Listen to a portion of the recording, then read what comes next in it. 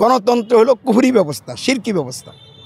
গণতন্ত্র মানলে আল্লাহ আকবার থাকে না, আশহাদু আল্লা ইলাহা ইল্লাল্লাহ থাকে না, আশহাদু আন্না মুহাম্মাদুর রাসূলুল্লাহ থাকে না। কেমনে থাকে না? গণতন্ত্রে সার্বভৌমত্ব জনগণের, আইনবিধান এমপিগণের, শাসন কর্তৃত্ব মন্ত্রীগণের। মন্ত্রীরাও মানুষ, এমপিরাও মানুষ, জনগণও মানুষ। তাহলে মানুষের সার্বভৌমত্ব আইনবিধান কর্তৃত্ব মানলে আল্লাহকে রব অমান্য করা হয়, মানুষকে রব গ্রহণ করা হয়। আল্লাহর প্রতি ইমান কী হয়ে যায়? বাদ হয়ে যায়, আল্লাহ আকবার বাদ হয়ে যায়।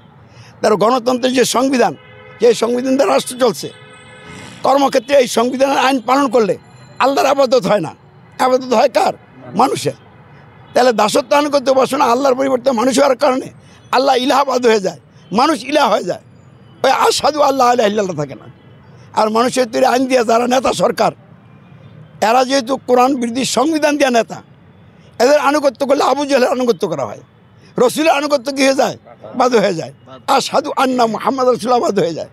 ফলে ব্যক্তি আর ইমানদার মুসলিম থাকে না। এমত অবস্থায় যত আমল করবে সব আমল আল্লাহ বলছেন ধ্বংস, আর মরলে ঠিকানা হবে কোথায়?